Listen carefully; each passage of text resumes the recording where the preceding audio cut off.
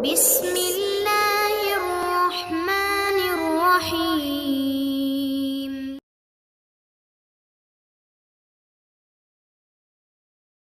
Assalamualaikum warahmatullahi wabarakatuh. Innal hamdalillah nahmaduhu wa nasta'inuhu wa nastaghfiruh wa na'udzu billahi min shururi anfusina wa min sayyiati a'malina. May yahdihillahu fala mudilla lahu wa may yudlil fala hadiya lahu. Ashhadu an la ilaha illallah wahdahu la syarika lah wa ashhadu anna Muhammadan abduhu wa rasuluhu la nabiyya ba'dah. Allahumma salli ala Muhammad wa ala ali Muhammad. Amma ba'du, ayyuhal ikhwah rahimani wa rahimakumullah. Jamaah salat maghrib yang dirahmati Allah subhanahu wa ta'ala, pada kesempatan yang berbarakah ini kembali kita akan melanjutkan serial kajian rutin kita yang biasa diadakan Jumat pada maghrib pekan kedua, membahas kitab Hadis Al-Arba'in An-Nawawiyah karya Al-Imam An-Nawawi rahimahullahu ta'ala. Kitab yang sangat bermanfaat untuk kita kaji. Di dalamnya dijelaskan tentang hakikat agama Islam. Karenanya para ulama menjelaskan siapa saja yang menyelesaikan membahas hadis Al-Arba'in An-Nawawiyah berarti dia telah mempelajari Islam secara keseluruhan. Karena dibahas di dalamnya perkara akidah, fikih, adab, akhlak, dan yang lainnya. Terakhir kita bahas hadis yang ke-25, yaitu tentang kebaikan-kebaikan yang dianggap sedekah.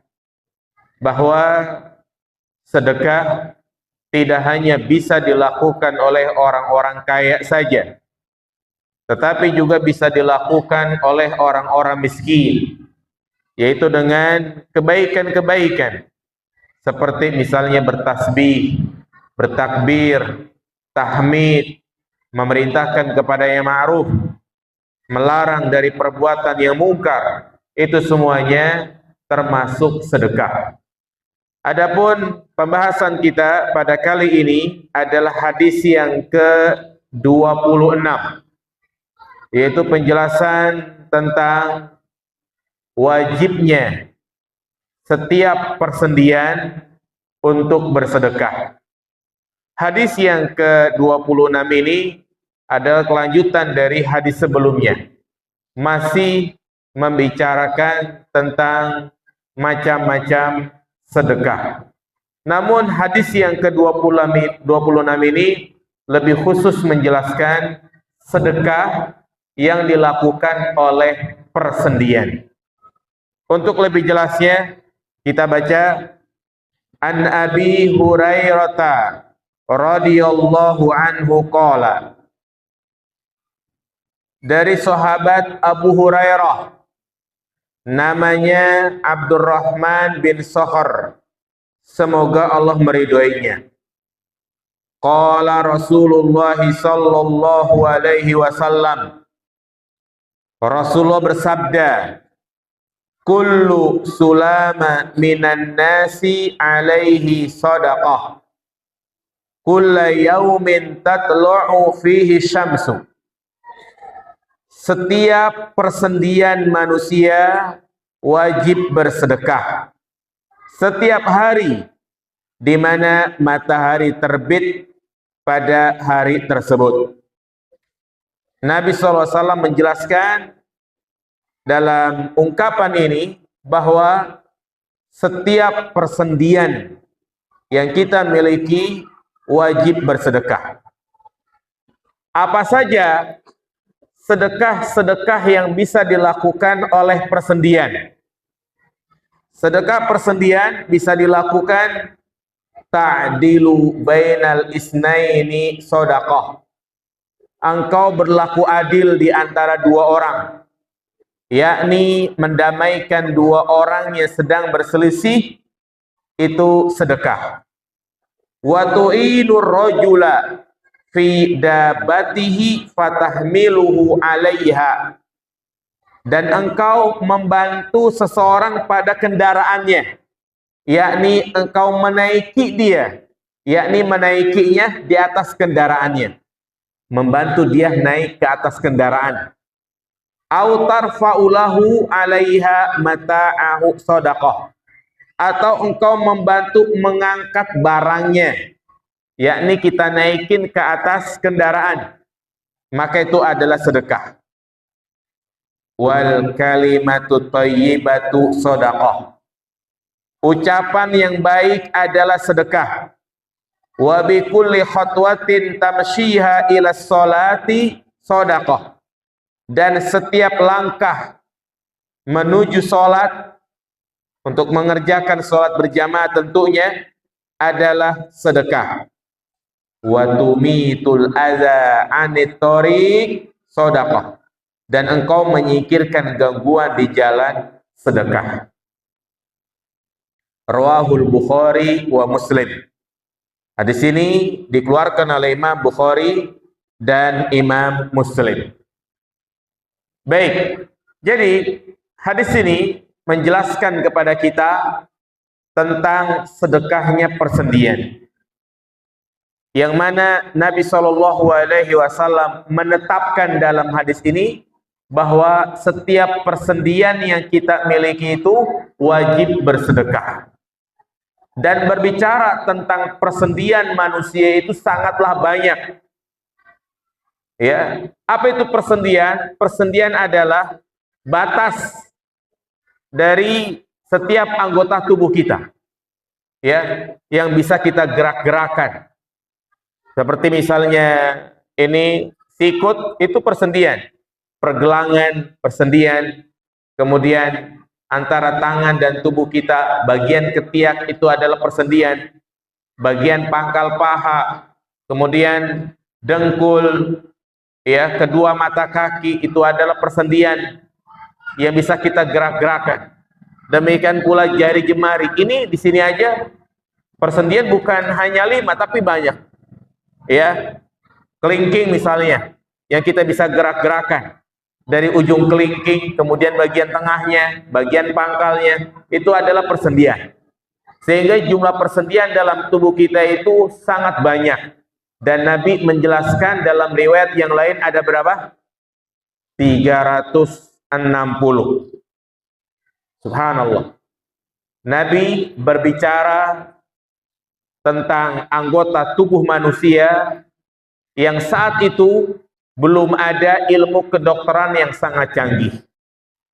Dan menurut penelitian para dokter, baik yang dahulu maupun yang sekarang, mereka membenarkan bahwa jumlah persendian manusia seluruhnya ada 360.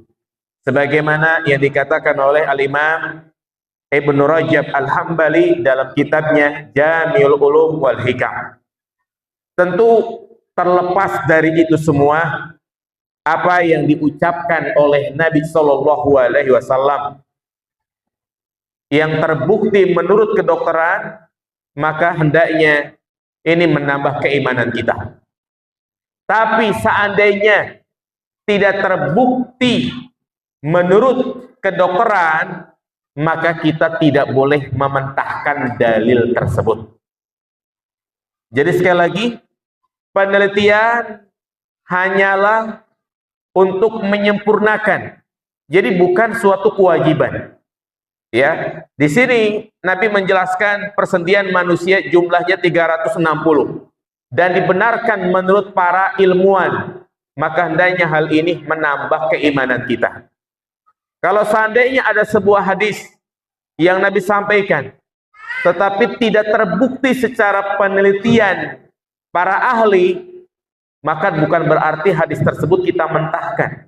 Tetap kita lebih mengutamakan apa yang disampaikan oleh Nabi Shallallahu Alaihi Wasallam. Mungkin bisa kita katakan penelitiannya itu belum tercapai.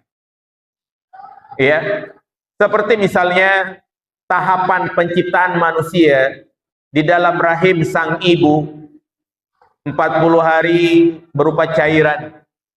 Kemudian 40 hari berikutnya berubah menjadi segumpal darah. Kemudian berubah lagi menjadi segumpal daging. Barulah Allah tiupkan ruh setelah sempurna 120 hari. Dan ternyata tahapan penciptaan manusia itu yang disampaikan oleh Nabi SAW, yang saat itu belum ada kecanggihan teknologi, belum ada USG 3 dimensi, 4 dimensi, ternyata terbukti di zaman sekarang. Kalau kita ngecek istri kita yang sedang hamil, baru 1 bulan, 2 bulan, itu belum ada detak jantungnya. Tapi setelah 120 hari, baru dirasakan detak jantungnya. Subhanallah. Ini bukti kebenaran apa yang disampaikan oleh Nabi SAW. Contoh lain yang mungkin sampai saat ini belum terbukti, yaitu masalah hadis lalat. Nabi SAW menyebutkan apabila ada seekor lalat yang jatuh ke minuman kita, hendaknya kita celupkan. Dan Nabi mengatakan di antara 2 sayap lalat tersebut, yang satu mengandung penyakit, yang satu mengandung apa? Penawarnya. Ini kata Nabi. Adapun menurut dokter belum ada penelitian sampai saat ini, maka bukan berarti kita mementahkan dalil tersebut. Karena prinsip kita dalam beragama adalah al-istislam, tunduk dan patuh kepada Allah Subhanahu wa Ta'ala. Dan demikianlah perkara-perkara syariat yang kadang kita tidak tahu hikmahnya. Kenapa pengganti wudhu dengan tayamum? Kenapa ya orang yang batal wudhunya kentut, yang dibasuh adalah wajah, bukan tempat keluarnya kentut? Kenapa melempar jumroh? Kenapa tawaf 7 putaran? Kenapa sholat subuh 2 rakaat, sholat zuhur 4 rakaat? Kenapa? Semua ini kita enggak perlu tahu tentang alasannya. Karena yang menjadi kewajiban kita adalah at-taslim wal khudu. Baik. Nah, kemudian jamaah dirahmati Allah Subhanahu wa Ta'ala. Dalam hadis ini Allah Subhanahu wa Ta'ala melalui lisan Rasulnya mewajibkan kita untuk bersedekah. Ya, kenapa setiap persendian wajib bersedekah? Karena setiap persendian yang kita miliki itu menunjukkan tentang besarnya nikmat Allah Subhanahu wa Ta'ala. Dengan cara kita bersedekah itu sebagai bentuk mensyukuri nikmat-nikmat yang Allah berikan kepada kita. Berbicara tentang persendian yang kita bisa bergerak dengannya, yang kita bisa merasa nyaman dengannya, ini adalah nikmat yang sangat besar. Di antara nikmat sehat yang sering banyak dilalaikan oleh manusia. Rasulullah sallallahu alaihi wasallam bersabda, "Ni'matani maghbunun fihi ma katsirun minan nas, as-sihhatu wal faragh." 2 nikmat yang sering dilalaikan oleh kebanyakan manusia adalah nikmat sehat dan nikmat diberikan kesempatan. Ya, nikmat sehat adalah nikmat yang sangat luar biasa, jamaah sekalian. Nikmat yang lebih besar daripada nikmat makan dan minum. Rasulullah ketika menyebutkan nikmat-nikmat yang sering dilalaikan oleh manusia, ya, apa kata Nabi SAW?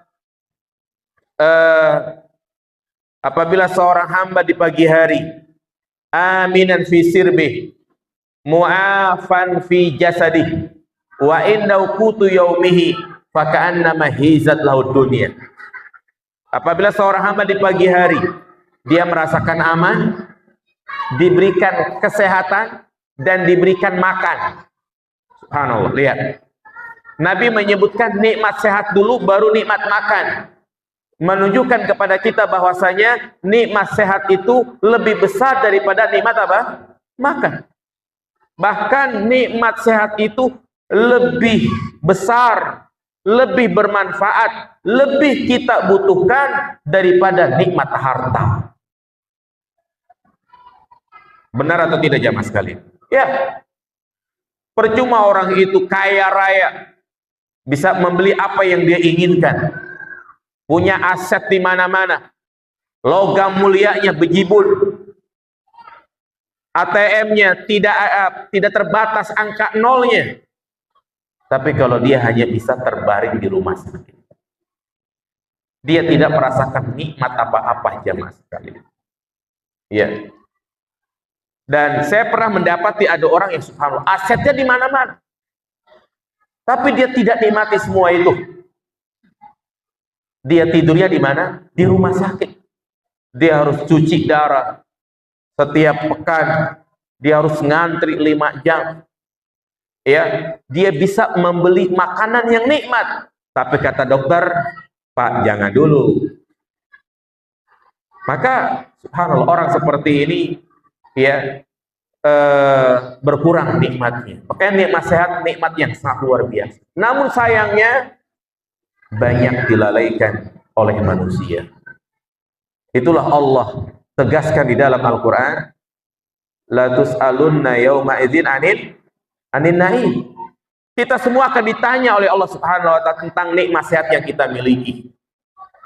Apakah kita sudah mensyukurinya atau tidak? Ya.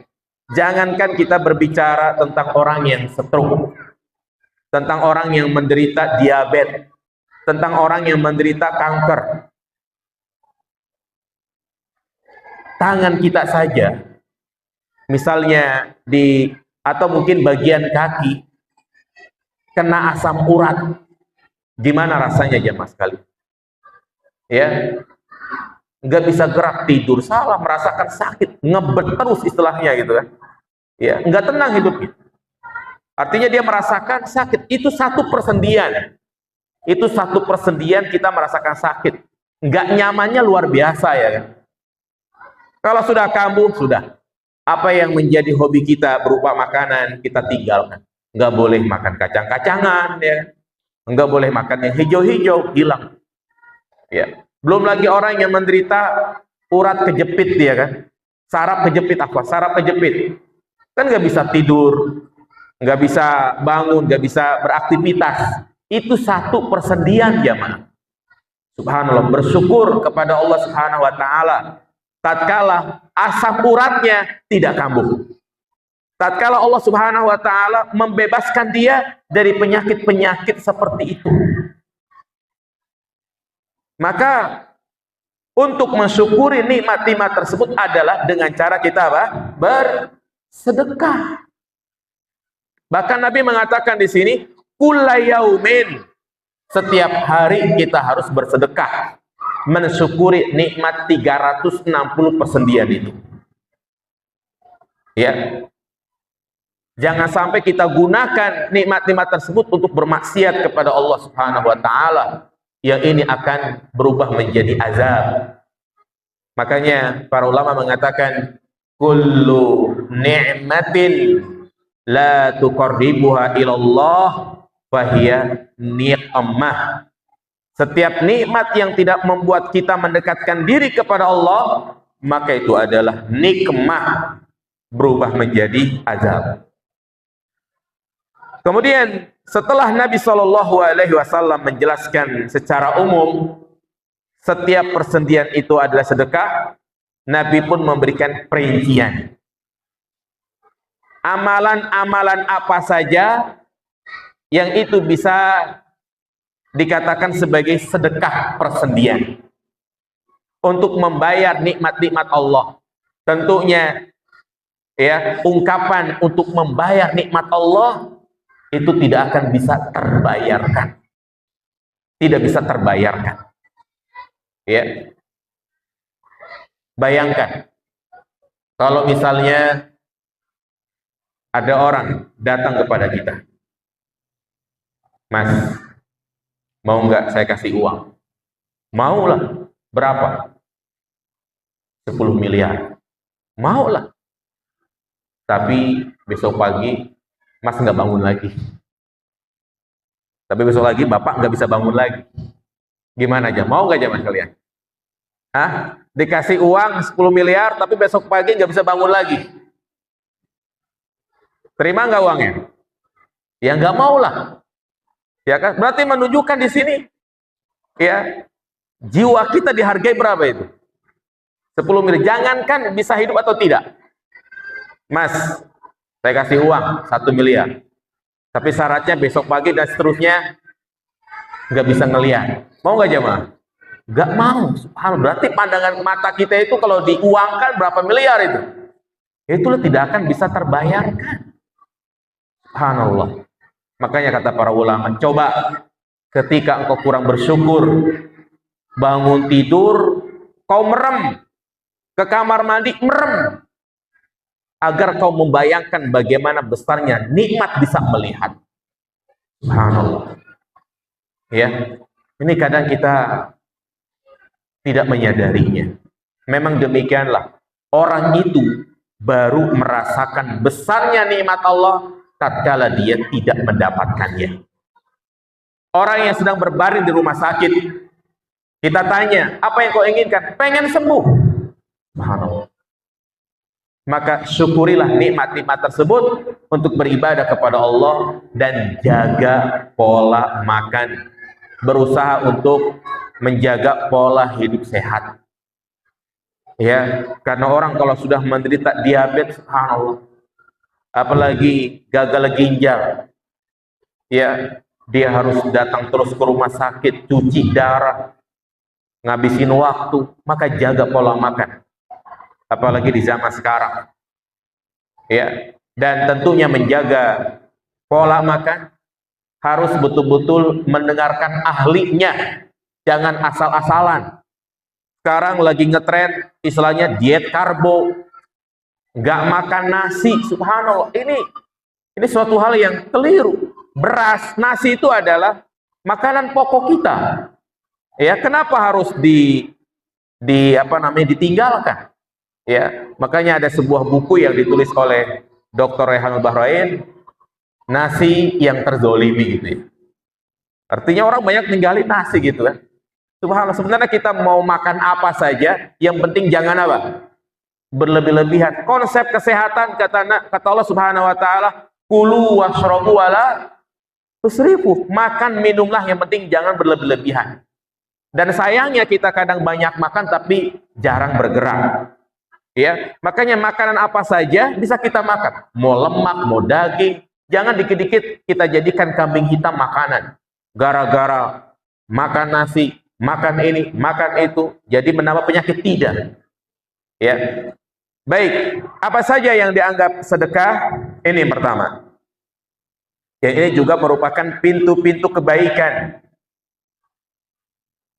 Perkara-perkara yang mendatangkan ridha Allah. Yang pertama, ta'dilu bainasnaini shadaqah. Yaitu engkau berbuat adil di antara dua orang, yakni mendamaikan dua orang yang sedang berselisih. Dan ini adalah amalan yang sangat besar pahalanya, ibadah yang sangat agung, yaitu berusaha untuk mendamaikan dua orang yang sedang berselisih. Allah Subhanahu wa taala sebutkan dalam surat An-Nisa ayat 114, la khaira fi katsiri min najwahum. Tidak ada kebaikan bagi seseorang, bagi kebanyakan bisikan, kecuali orang yang memerintahkan sedekah, au ma'rufin au islahin bainan nas, kecuali orang yang mengajak kepada kebaikan, wa islahin bainan nas, dan mendamaikan dua orang yang berselisih.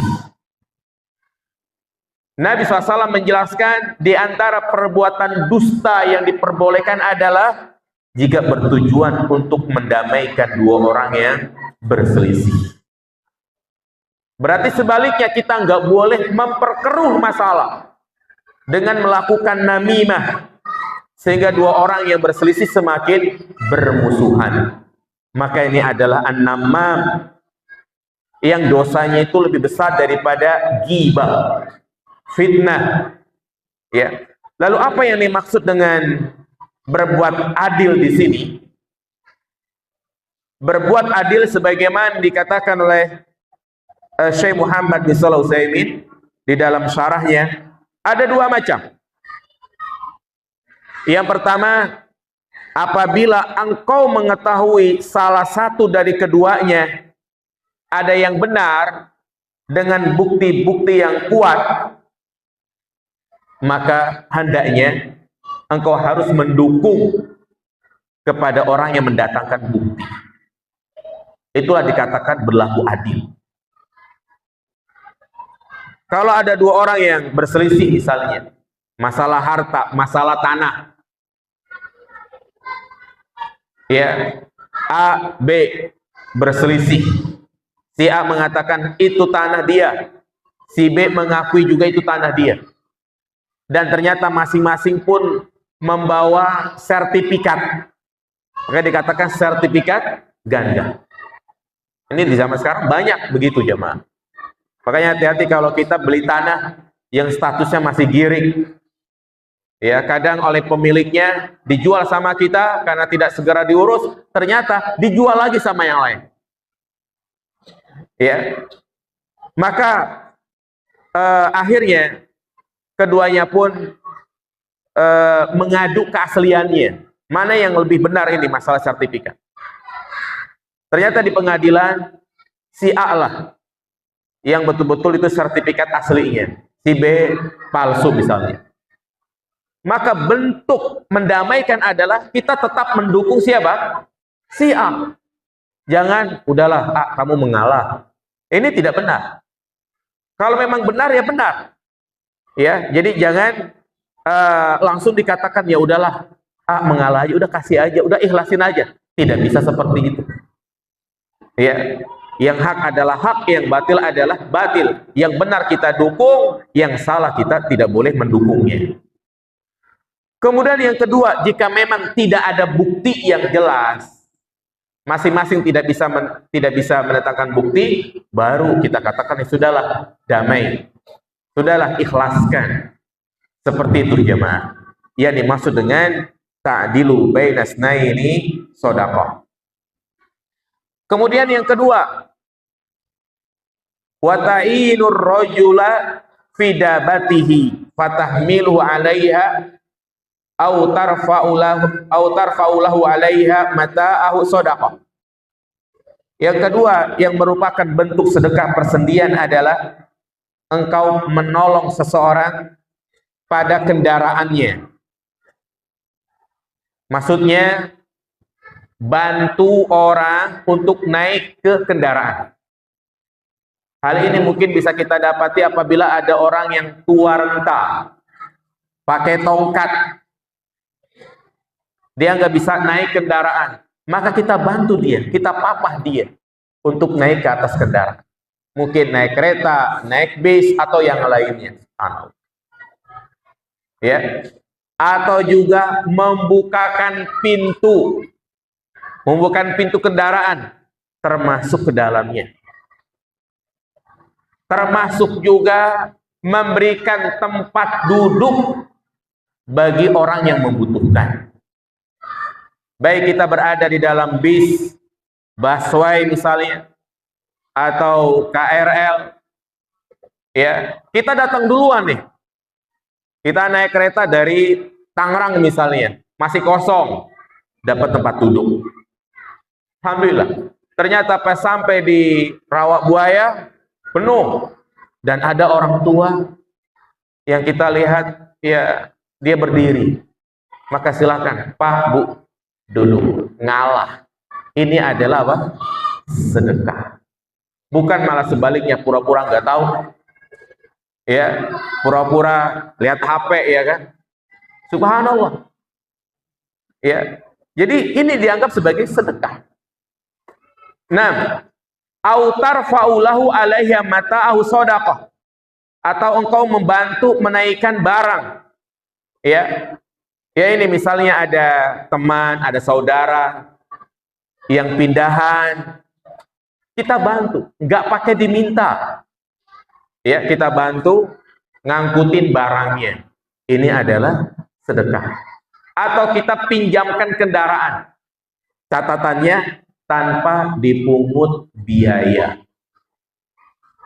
Kalau adanya pembayaran, maka ini bukan dianggap sebagai sedekah. Subhanallah. Ya, jadi berusaha untuk memberikan manfaat kepada orang lain. Ya, kita punya mobil pick up, punya mobil losbak misalnya, sudah. Ya, selain kita menyewakan, kalau ada tetangga, ya pinjamkan saja. Ya, dipinjamkan. Atau mungkin kita juga bantu nyetir. Ya, kita bawa barangnya ke mobil kita, kemudian kita antarkan ke rumah barunya tanpa dipungut biaya. Ya, tidak meminta pamrih. Bukan selesai, mana Pak bayarannya? Subhanallah, tidak. Jadi itulah dikatakan sebagai apa? Sedekah. Nah, kemudian yang keberapa? Yang ketiga, Nabi mengatakan wal kalimatu thayyibah. Itu kalimat yang baik adalah sedekah. Kalimat yang baik itu ada dua macam. Al kalimatu thayyibatu fi dzatiha wa fi ghairi dzatiha. Kalimat yang baik secara zatnya ini pertama, yaitu seperti ucapan-ucapan zikir, takbir, tahlil, tahmid, tasbih, qiraatul Quran, membaca selawat, maka itu adalah kalimat-kalimat yang baik secara zatnya.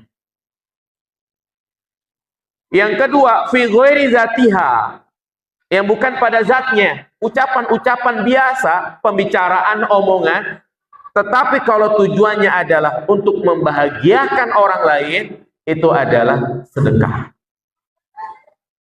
Menghibur orang yang terkena musibah.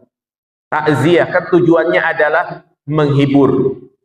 Kita sampaikan semoga Allah Subhanahu wa taala memberikan balasan yang lebih baik, mengganti yang lebih baik.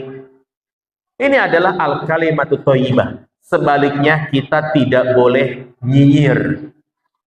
Tidak boleh mencela. Ya, terutama di media sosial. Jaga lisan. Jaga tulisan yang kita ketik, yang kita share. Jangan sampai status yang kita buat itu nyinyir orang lain. Ya, maka ini tidak boleh. Jadi menghibur jemaah. Ya. Termasuk juga al-kalimatu thayyibah adalah memberikan pujian jika memang dibutuhkan. Untuk menyemangati misalnya anak supaya rajin belajar, itu diperbolehkan. Ya. Baik, itu yang keberapa jemaah? Yang ketiga, yang keempat.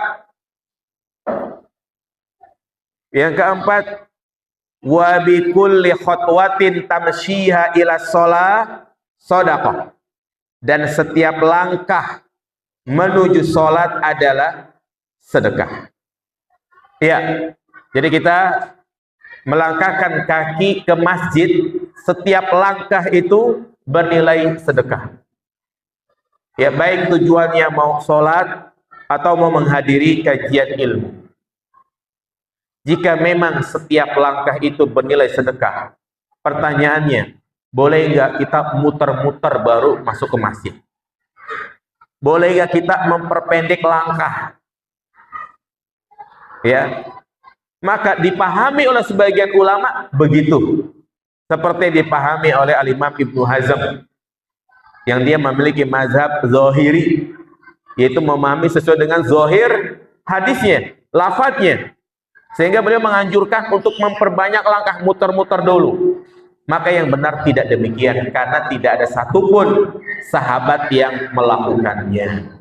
Maka berjalan dengan biasa saja. Dan ini juga menunjukkan bahwa pergi ke masjid dengan berjalan kaki itu lebih utama.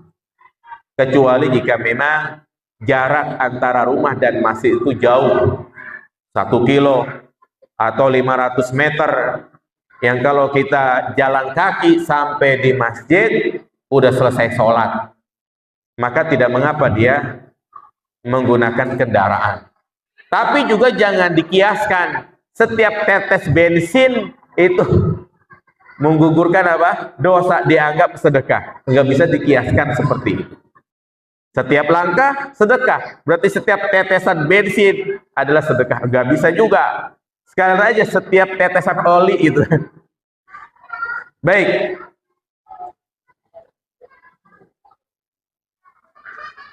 Ya, kemudian yang terakhir kata Nabi SAW, wa tumitul adza anitori sodaqah, dan menyingkirkan gangguan dari jalan pun sedekah.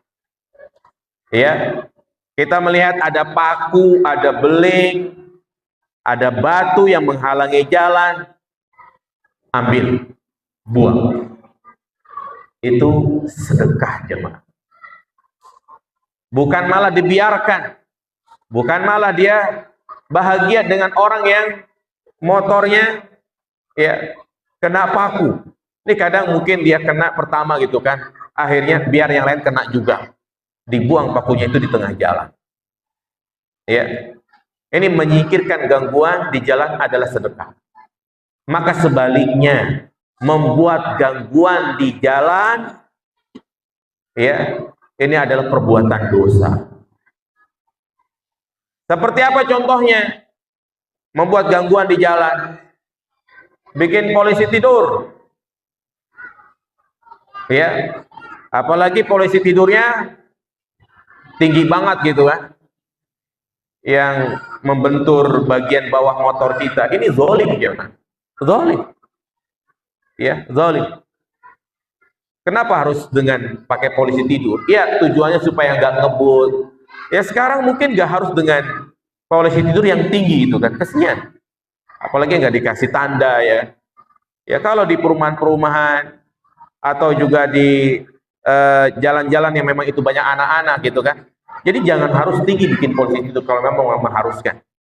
Ya. Karena banyak korban juga karena gara-gara polisi tidur. Ada orang yang tidak bisa ngerem, akhirnya terjadi kecelakaan, ya kan? Ya. Apalagi kalau itu adalah memang jalan raya. Percuma kadang udah dicor bagus-bagus, tapi setiap 10 meter ada apa? Polisi tidur. Ya, bukan berarti nggak boleh sama sekali, boleh, tapi kita perhatikan aturannya. Dan sebenarnya ada undang-undangnya juga. Ya. Termasuk juga mengelabui orang. Jadi kadang mungkin bola plastik diisiin pasir. Kemudian ditaruh di pinggir jalan, biar orang apa? Nendang. Ya nendang ya kakinya berdarah lah. Ya kan, atau kaleng diisiin batu, ditendang, kakinya berdarah. Ya, ini ada orang iseng kayak begitu kan? Subhanallah. Ya, nggak boleh. Ya, ini memang perlu dibahas secara khusus tentang adab-adab di jalan. Ya, adab-adab di jalan. Baik. Jadi intinya ini berapa perkara jemaah? 5 ya. Yang pertama, mendamaikan dua orang yang berselisih. Yang kedua, membantu orang pada kendaraannya. Yang ketiga, kalimat yang baik. Yang keempat, berjalan menuju masjid. Dan yang kelima, menyingkirkan gangguan di jalan. Ini semua adalah sedekah, dan perbuatan ini semua sebagai bentuk bersyukur kepada Allah Subhanahu wa ta'ala. Dan dalam riwayat yang lain, ternyata Nabi mengatakan, wa yujzi'u dzalika salatud duha.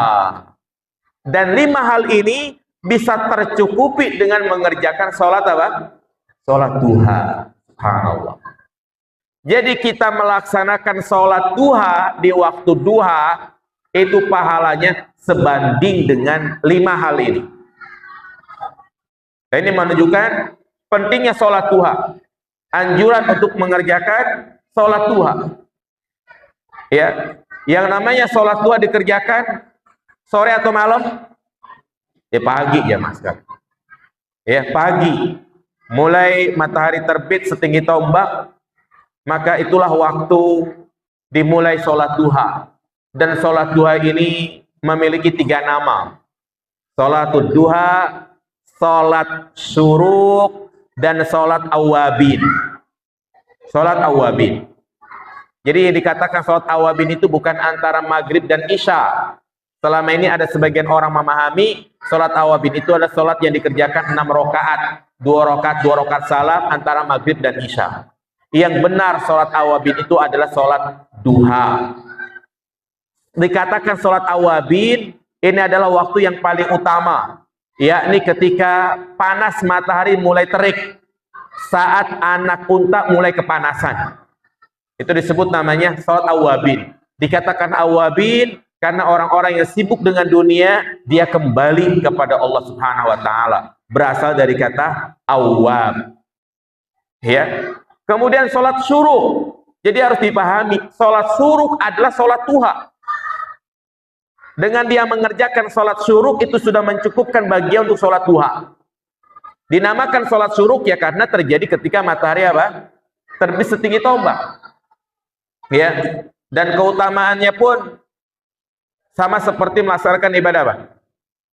Ibadah haji dan umroh atau ibadah umroh saja. Ya, artinya dia sholat subuh berjamaah, kemudian tidak langsung pulang, dia berzikir. Ya, kita lihat timer, biasanya ada bacaan tulu terbit ya kan. Dan usahakan ketika timer menunjukkan terbit jam 6. Nah, seperti sekarang itu terbit menunjukkan jam 6:04. Maka jangan langsung sholat. Jangan langsung sholat, tapi tunggu 10 sampai 15 menit baru kita kerjakan sholat.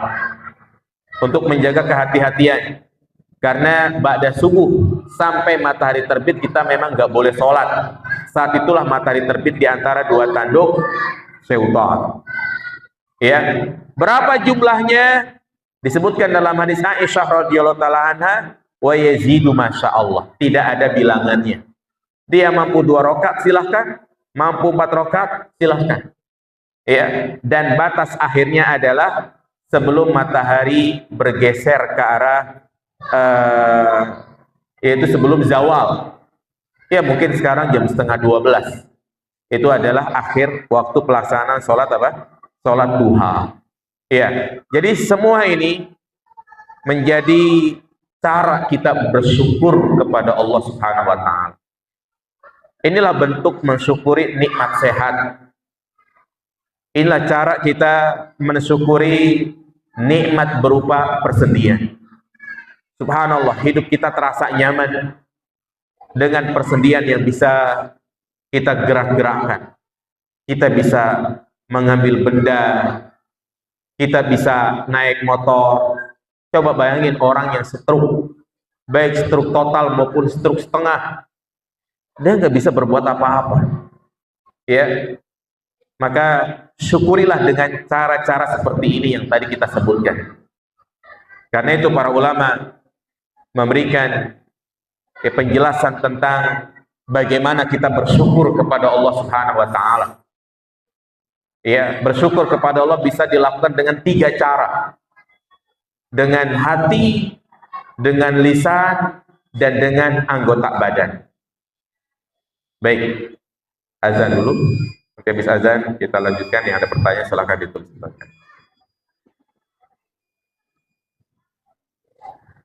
Baik, Syekh Muhammad bin Shalih Al-Utsaimin menjelaskan tentang cara kita bersyukur kepada Allah Subhanahu wa taala.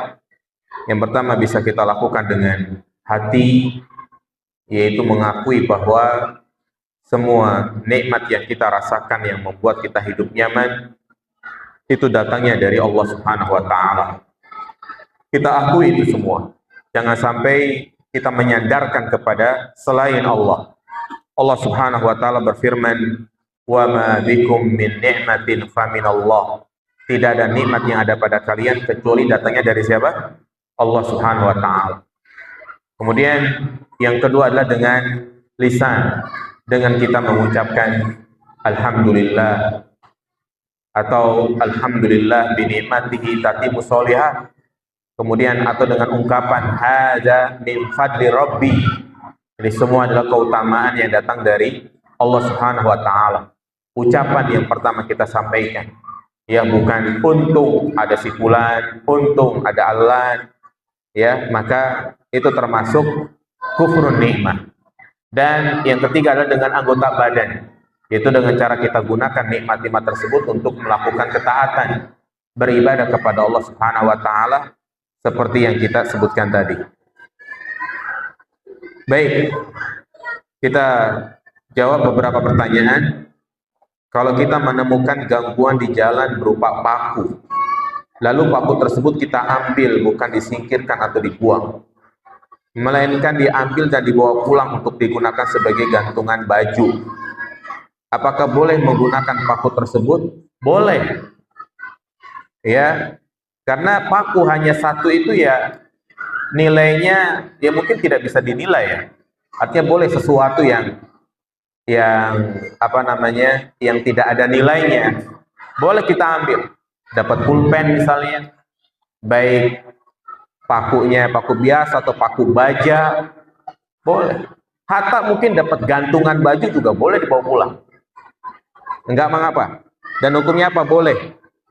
Apakah termasuk kategori barang temuan?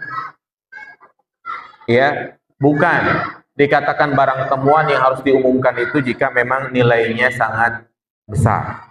Ya, nilainya sangat besar. Kalau itu tidak besar, wallahu a'lam. Jadi tidak perlu diumumkan. Kalau antum berikan pengumuman di mana gitu kan? Di status WA ditemukan paku. Tinggal beli di toko bangunan sepapat Pak juga berapa? Ya. Iya, tolong dijelaskan secara detail cara bersyukur dengan hati, lisan, dan anggota badan. Udah tadi barusan. Ya, hati mengakui nikmat datangnya dari Allah, lisan dengan mengucapkan apa? Alhamdulillah, anggota badan menggunakan nikmat itu untuk beribadah. Contohnya adalah kita mengerjakan sholat, menghadiri kajian, bantu orang, punya mobil misalnya, gunakan untuk kepentingan dakwah.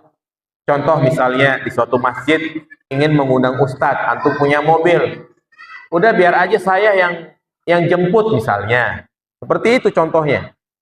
Udah nggak perlu apa namanya uang bensin, nggak perlu, udah saya aja semua yang jemput, seperti itu contohnya. Atau misalnya ada yang sakit, tetangga butuh bantuan, ya kita bantu, itu bentuk kita bersyukur dengan apa? Anggota badan. Dan jangan jadi orang pelit ataupun bakhil. Sering kali saya sampaikan, jadikan kepuasan itu adalah bisa nolong orang, bisa bantu orang. Ketika mata berkedut dan telinga mendengung, apakah ada penjelasan dalam sunnah?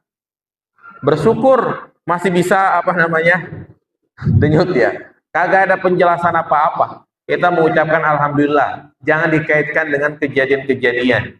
Ini namanya tatayur. Ketika mata berdenyut atau tangan kesemutan, wah kayaknya sebentar lagi ada yang mau ngasih duit nih. Ya, taunya kena gejala stroke. Atau juga ya, telinga kadang-kadang bunyi nging gitu kan, sebelah kiri. Waduh, ada yang ngomongin saya nih. Ini nggak ada kaitannya, itu nggak boleh zaman, itu tatayur, ya. Jadi nggak ada penjelasan dalam sunnah, dan kita nggak boleh ngada-ngada. Itu suatu hal yang biasa. Dengan meninggalnya Ustadz Yazid Zawas rahimahullah menjadi musibah dan duka yang sangat besar bagi kaum muslimin.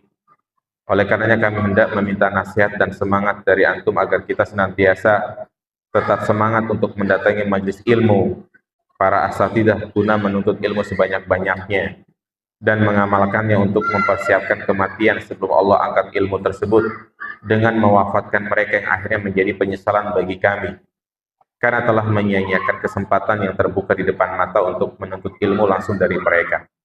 Ya, ini adalah musibah yang memang benar apa kata Nabi SAW, tidaklah Allah Subhanahu wa taala mengangkat ilmu kecuali dengan mewafatkan para ulama.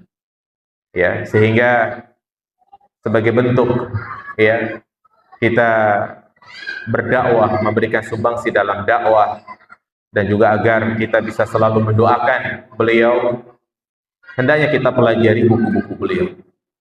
Buku-buku beliau itu sangat luar biasa, memudahkan bagi kita para mubtadiin yang tentunya yang belum bisa bahasa Arab, seperti ya tentang manhaj salaf, tentang prinsip-prinsip akidah Ahlus Sunnah wal Jamaah. Dan teruslah kita semangat belajar. Kita doakan semoga Allah ampuni dosa-dosanya, Allah terima amal ibadahnya, Allah luaskan alam kuburnya, Allah limpahkan rahmat kepadanya. Pada zaman Nabi, umat itu dibaiat. Kenapa? Kemudian umat untuk di Indonesia umat Islam tidak. Ya karena subhanallah jemaah sekalian, ya baiat. Ya baiat itu adalah mengakui kepemimpinan. Ya, dan kita semua sudah disatukan dengan agama Islam. Kita semua sudah disatukan dengan syahadat. Asyhadu an la ilaha illallah wa asyhadu anna Muhammadar Rasulullah. Maka dengan syahadat tersebut secara otomatis kita berada di atas Islam. Sehingga nggak perlu baiat-baiat lagi. Justru ketika ada orang yang mengajak baiat, ini bahaya. Sama saja dia membuat pemimpin sempalan baru. Ya justru ini hati-hati dengan orang yang dikit-dikit baiat-baiat. Bedanya apa sedekah dengan infak? Infak itu lebih umum. Ya, dari infak ini ada sedekah, ada zakat. Ya, zakat yang wajib, sedekah yang sunnah.